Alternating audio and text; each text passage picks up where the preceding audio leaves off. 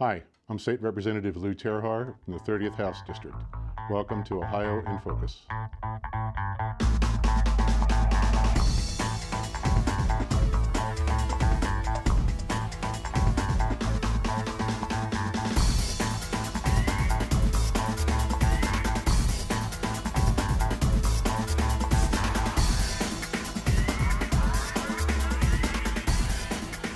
Hello and welcome to this edition of Ohio in Focus, a program that brings state government to you. I am your host, Kelly Rybacki. We have with us today State Representative Lou Terhar, who is serving the 30th House District, which includes portions of Hamilton County. Thank you for joining us, Representative. Thank you. So, Representative, you just took office in September. How's your time been thus far? It has been very interesting, Kelly. Thanks for asking. Great. I've had votes on the floor the first day that I was sworn in, and I went into 2 committee meetings right in the middle of the redistricting debate. So for me, it was an interesting time. Wow, well, sounds like a great experience already. Representative, tell us a little bit about your background and a little bit about your education and military experience. Okay, I'd be happy to. I'm the oldest of 9 children. I was born in Cincinnati, raised in Greene Township, and that's the center of the district that I represent.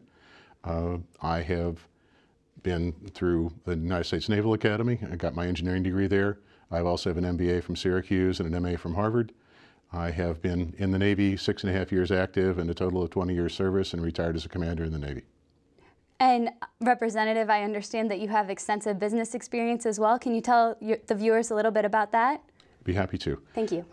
I left the active service in the Navy and went to work for several different companies, mostly in major training operations out of New York, and was lucky enough to be able to be a CEO in my early 40s. I have been a president and CEO of 2 multi-billion-dollar businesses and 1 interesting, smaller but fun business called Indian Motorcycle. And after that period, I have now joined the board of a New York Stock Exchange company. Well, Representative, will you tell us a little bit about your family? I understand you just welcomed a 4th grandchild. Yeah, thank you. We certainly did. Young Bradley Lewis arrived on Sunday, and he is number 4 in our set of grandchildren. We have 1 grandchild in Cleveland, 2 in Columbus, and 1 in Cincinnati. You must be very proud. I am. Can you tell us a little bit more about what inspired you to pursue the office of State Representative? Actually, it was more about learning how things worked or didn't work, and based on what I thought should happen. My wife ran for a statewide office in 2010, and I was both her campaign manager, treasurer, and finance manager, because it's difficult to get people interested, unfortunately, in the races for education in Ohio. And through the period of 6 months that we went through that campaign and all of the issues that I learned about, particularly in education, but also broader issues than that in the state of Ohio, it led me to believe that there was something I could do at this stage in my career. And when this seat opened up, I was one of 10 who applied to be able to do something for the state of Ohio from the 30th District, and I was lucky enough to be the one to get the seat. Well, we're very happy to have you here. Thank you. Will you tell us a little bit about your experience in the education world and where you serve at this point at Xavier University? I'd be happy to. I am on the board of executive advisors to the business school, the Graduate School of Business at Xavier. But more importantly for me, I have been able to teach at the graduate level at Xavier for the last 12 years. I currently teach the capstone course for the Executive MBA program, which is called Global Strategic Thinking. It's a business strategy course that takes in everything that the students have learned through the first 18 months of their MBA and tries to put it into practice to see how well they can use it. Can you talk about the committees that you serve on and what part of your background helps you most to serve on those committees? I certainly can. The first one is state government, and the state government committee for me is very interesting because it controls or deals with many of the issues that I saw when my wife's campaign, especially how we can make government more efficient and effective in the state and be much more responsive to the citizens. I'm also on judiciary and ethics. I'm one of the only 2 non-lawyers on judiciary and ethics, so I'm a little lonesome sometimes, but I get to see most of the important bills before they come to the House, because they usually go through judiciary, and it allows me to learn a lot more about how the system functions before things get to the floor. And then finally, the one that really excites me is I'm on economic development and small business, and we are now in the stage of trying to do a lot of things to improve business and job growth and job opportunity in Ohio.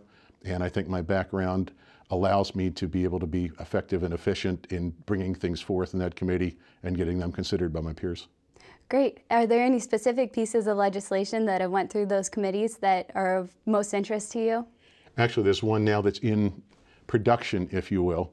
There is something called the Research Triangle Park in North Carolina, which has been a fabulous generator of both ideas and new technologies and products and jobs in the state of North Carolina.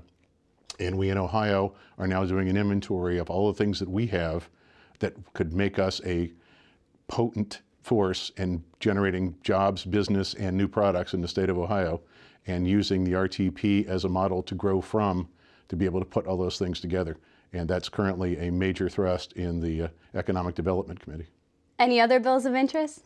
At the moment, that's the major one that keeps my focus. I think when we get back after the break, and education and some of the other pieces that are important come to the fore, those will not only be prime time, if you will, before the House, but will also be in all the committees that we serve on, particularly HB 136, which is the new bill that is proposed to allow students to opt out of failing school districts and get an education somewhere else if the district that they're in doesn't support their educational goals. So you've had quite the experience in the private sector. How has that differed from your experience thus far in the public sector? That's a good question. A private sector obviously is profit motivated, and sometimes we tend to be more expense motivated in the public sector, i.e. how can we deliver a service at a lower cost? I am hopeful that as we move on, we are much more concerned about the quality of the service and look a bit more at the government as part of a business enterprise. In fact, when I took this job and I was here for the first couple of 3 weeks, having been a turnaround CEO before, I kind of looked at Ohio as one of those turnaround issues and said, how does the balance sheet look? How does the income statement look? How does our future look? How well are we doing business in the state of Ohio as a state? And what can we do about that? And that's part of why I got so excited about the Research Triangle Park idea.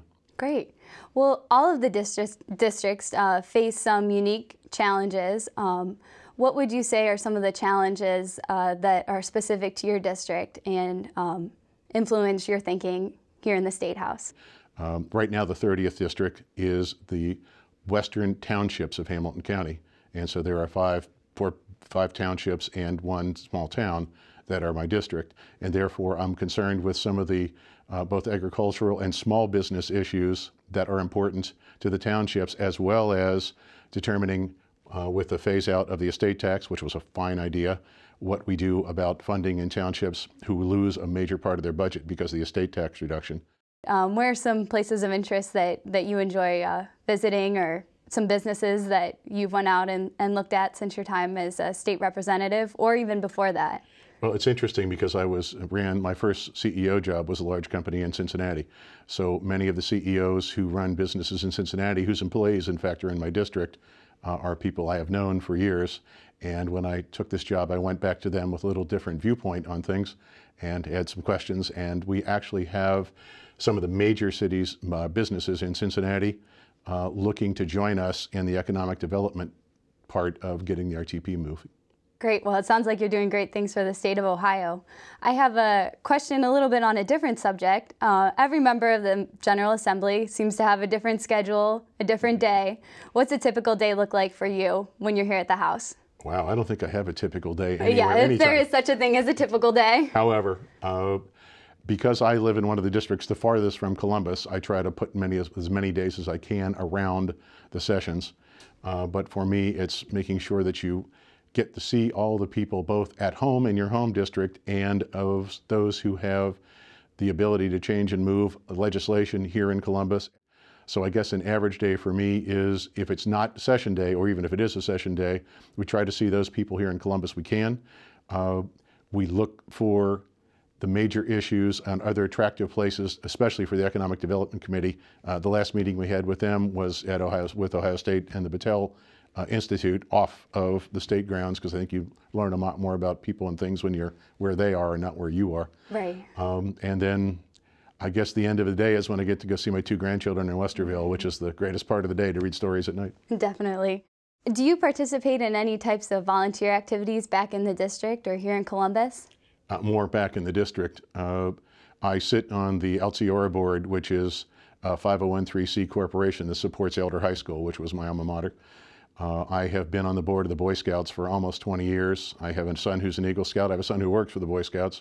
So the Boy Scouts for me is a very, very important organization, and I think the values that the Boy Scouts espouse are things that will serve anyone well. If they can live by the Scout Oath and Law, we'd all probably be very much happier people.